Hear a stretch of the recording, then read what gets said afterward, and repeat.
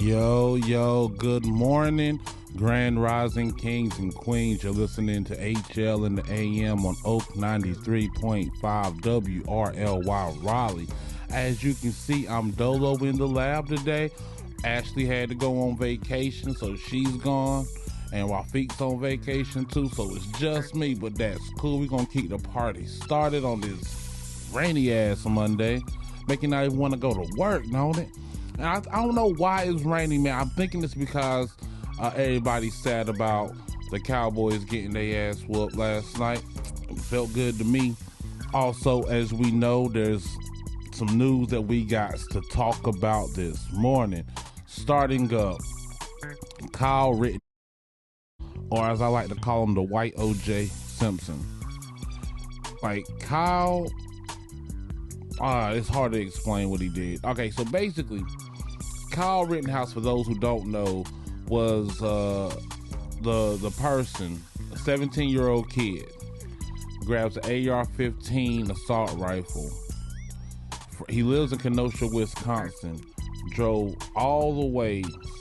Wait, I'm trying to make sure. He drove to Kenosha? He drove to Kenosha, crossed state lines, and he ended up killing 3 people and claiming killing 2 people, seriously injuring 1, and he claimed self-defense. Now, the self-defense part was kind of valid because the guys did come at him and try to take his gun. However, he shouldn't have had the gun in the first place. He not only should he not have the gun in the first place, he shouldn't have been walking up the streets. So it's leaving this whole debate whether we can go out seeking to defend. What I mean by that is, can we arm ourselves, walk up the streets, and expect someone to start tripping? And if they do, are we legally obligated to kill them? Now, my opinion is, if Trayvon would have been armed and George Zimmerman did what he did, would Trayvon have been in the right to kill George Zimmerman in self-defense? Or if the protesters were armed, would they have been legally allowed to kill Kyle Rittenhouse in self-defense? Because now there's a sticky slope. Now, if injustice is served and we have to protest to show our disapproval with certain policies or certain verdicts, it leaves martial law to be open, basically.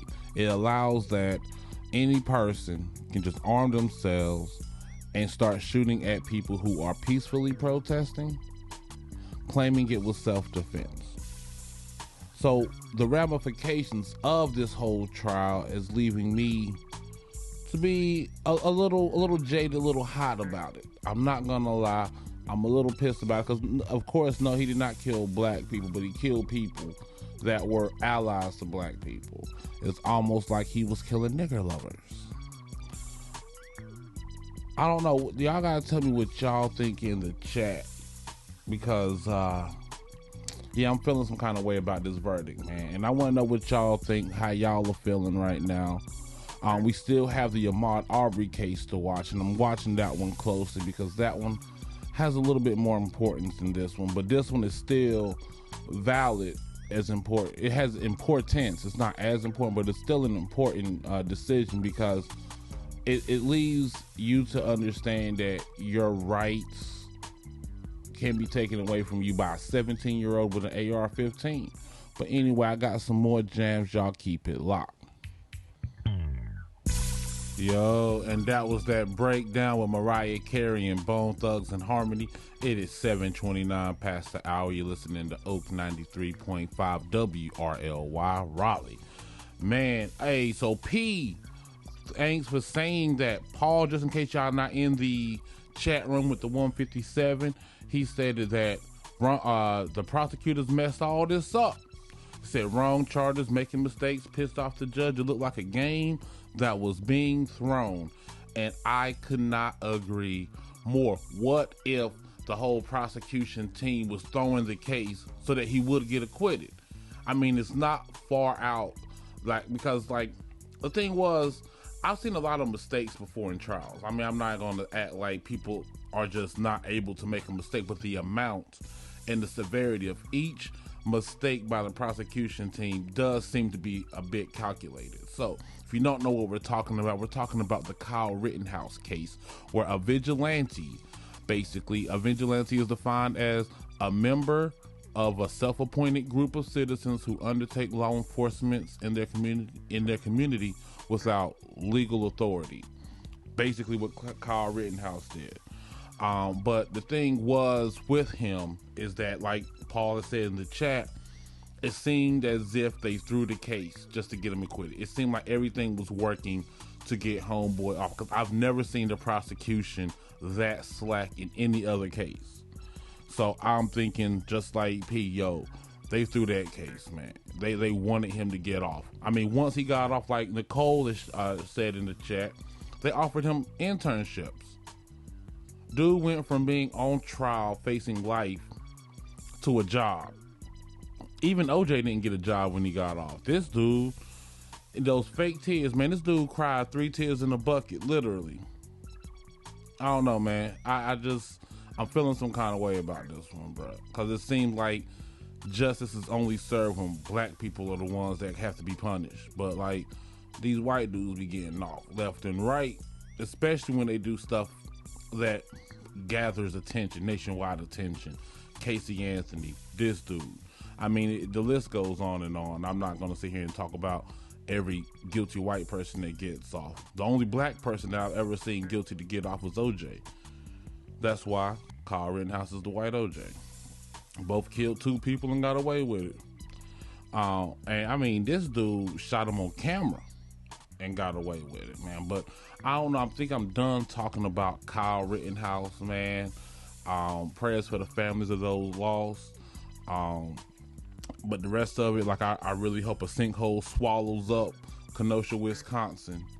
You know, I hope, like, the black people get out, but I hope a sinkhole opens up and swallows that courthouse, man, because they're criminals down there. They're a bunch of criminals, and criminals for protecting criminals. And, you know, I'm just going to stick to North Carolina. North Carolina don't be having that type of foolishness, man.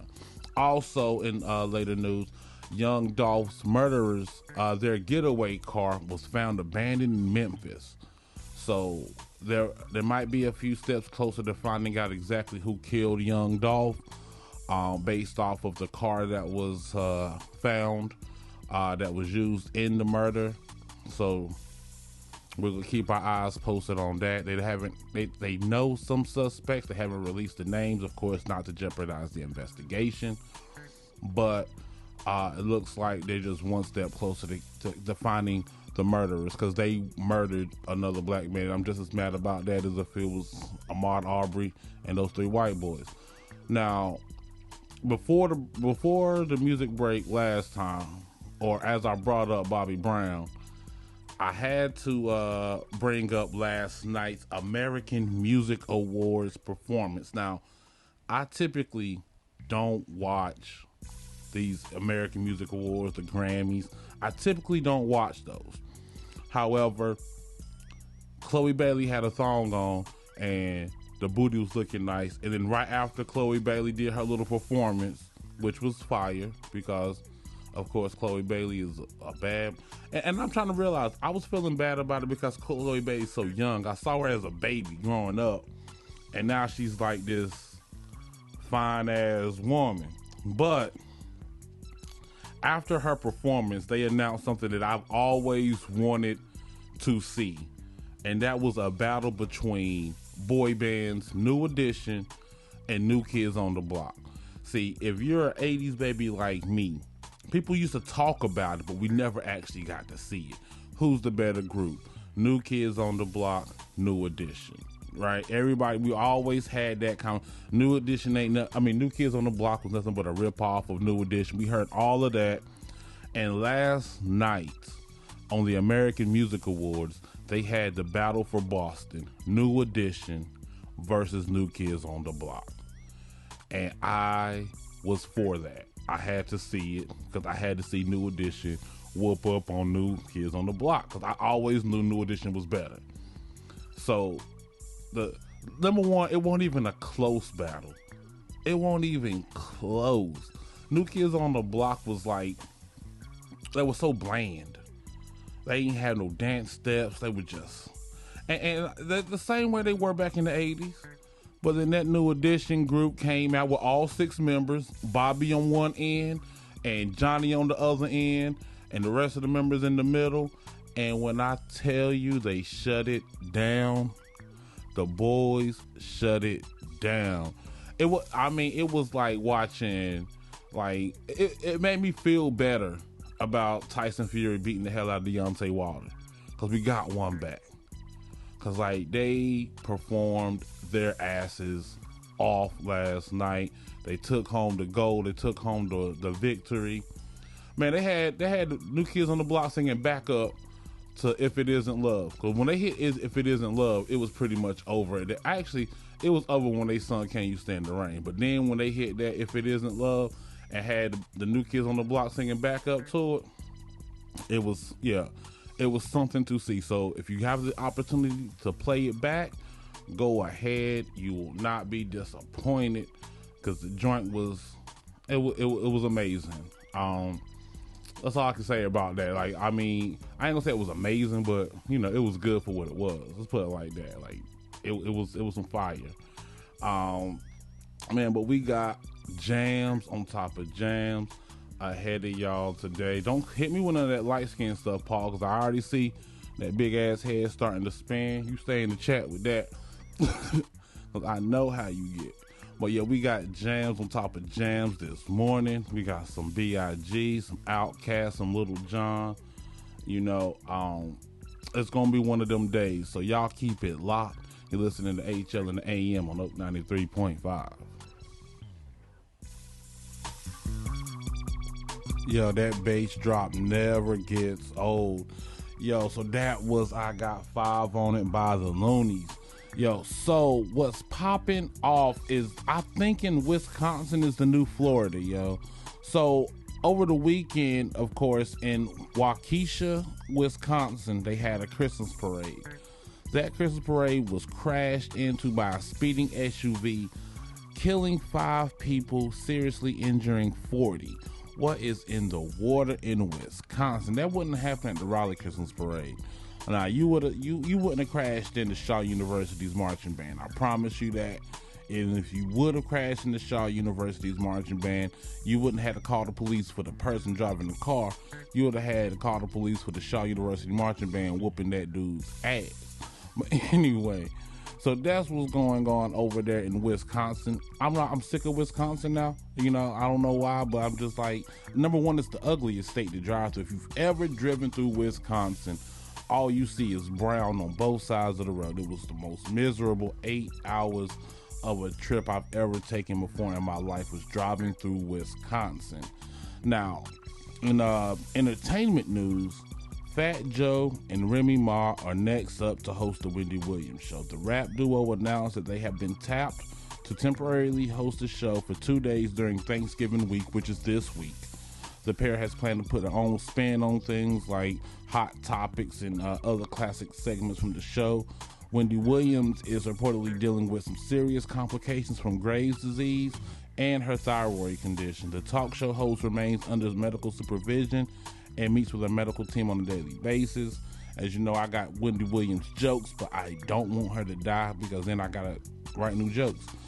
But nah, we just wish a quick and speedy recovery to Wendy Williams, man, because, you know, I know she's dealing with some stuff. Now, I don't know if y'all watched the Lakers-Pistons game, but LeBron almost caught a body. LeBron James got into it with Isaiah Stewart for the Pistons while competing for a rebound.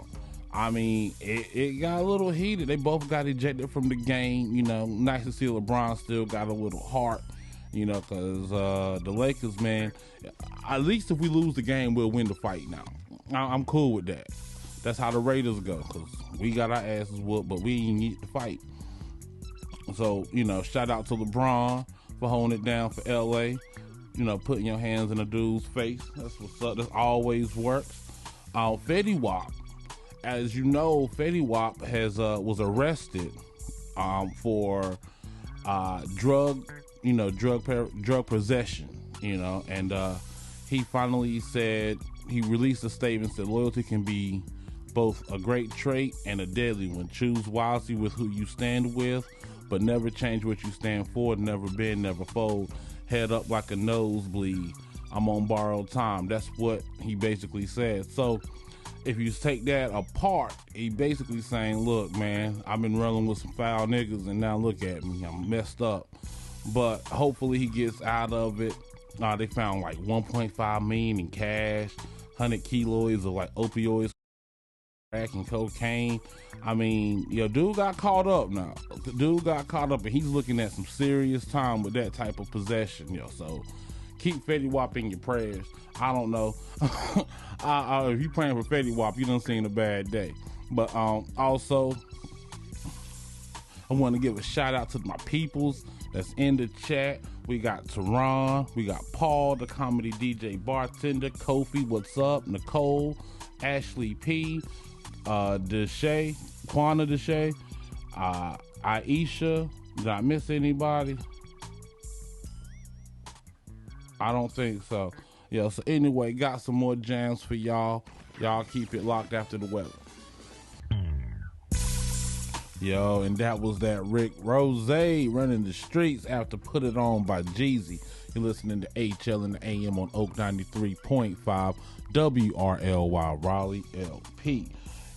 So I gotta give a big shout out to my sister Janeen Slaughter. Oh my gosh, she is making moves, has a new radio show on Oak 93.5 every Wednesday from 6 to 8. It's called The Brown Sugar Show. It's going to be with my sister Janeen, as well as the homie Kim Denise, and whatever special guests they have. They're going to be talking junk, playing jams. It's going to be a great show, so y'all make sure y'all tune in to Janeen every Wednesday, 6 to 8 p.m. on The Brown Sugar Show. I just read something that blew my mind. We have a celebrity coming to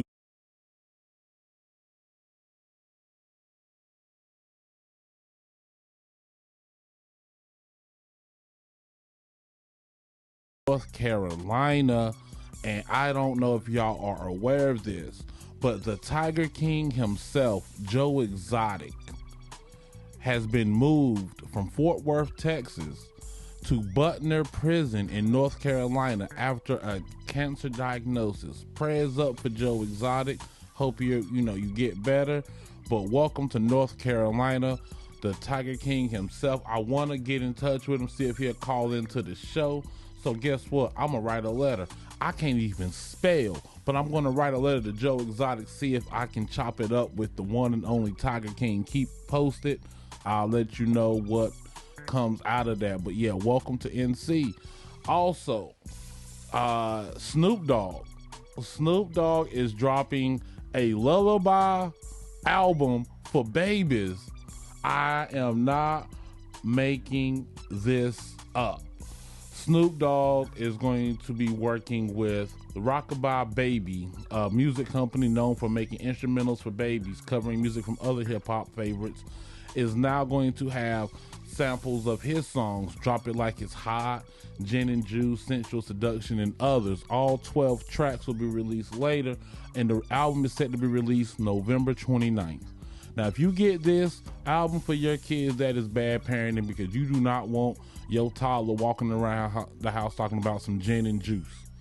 It's not good for their stomachs. I'm not saying that from experience.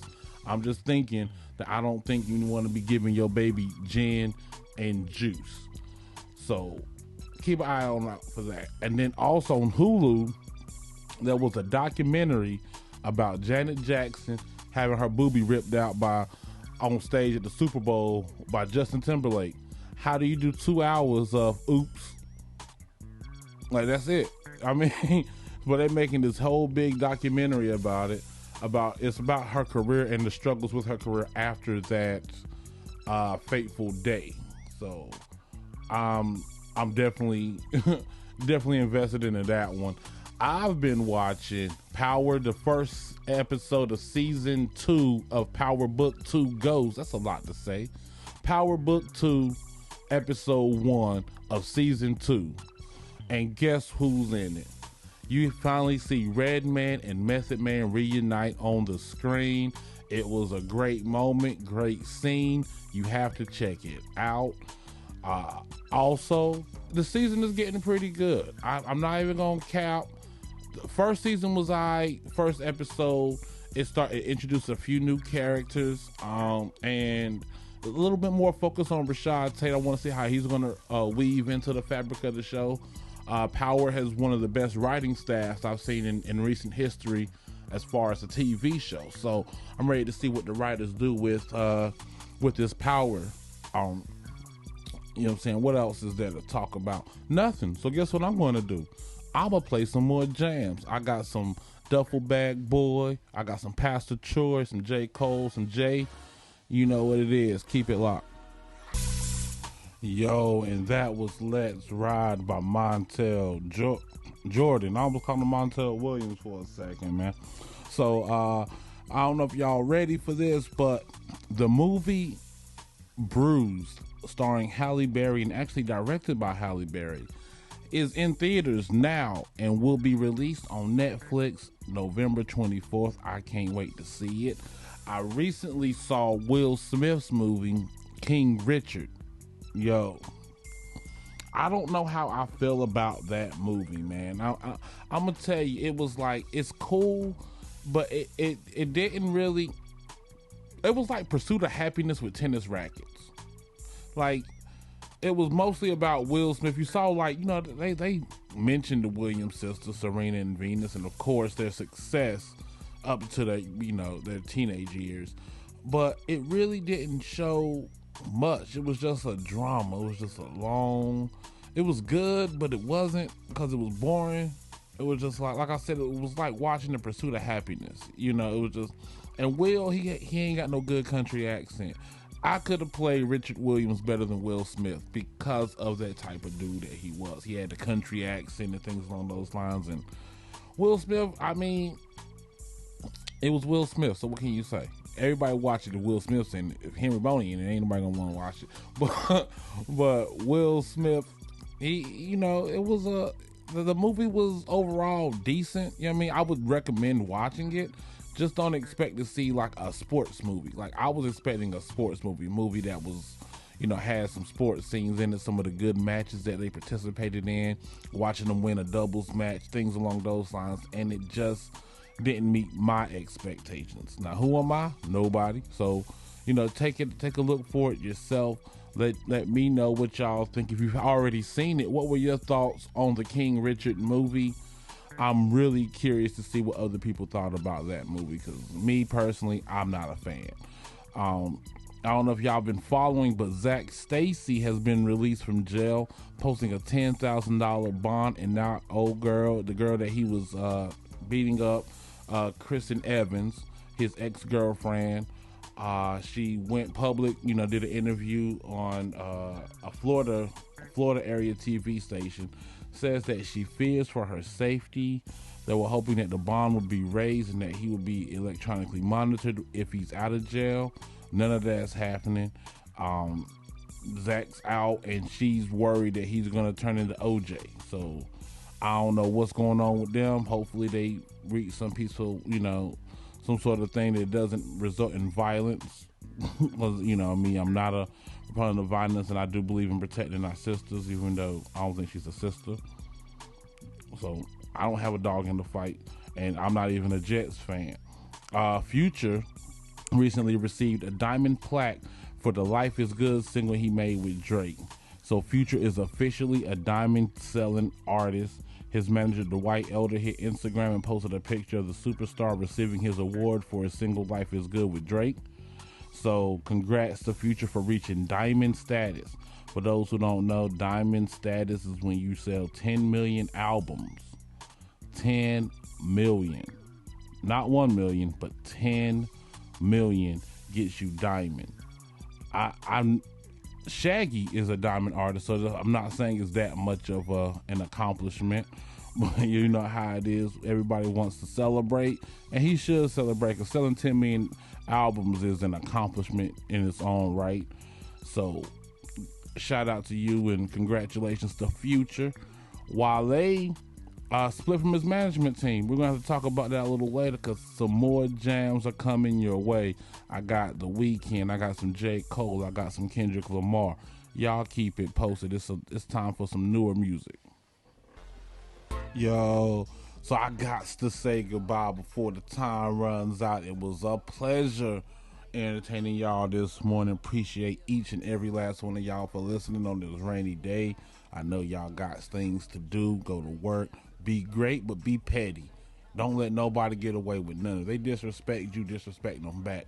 It's over being the bigger man. Y'all keep it good. I'm going to let J. Cole take us out.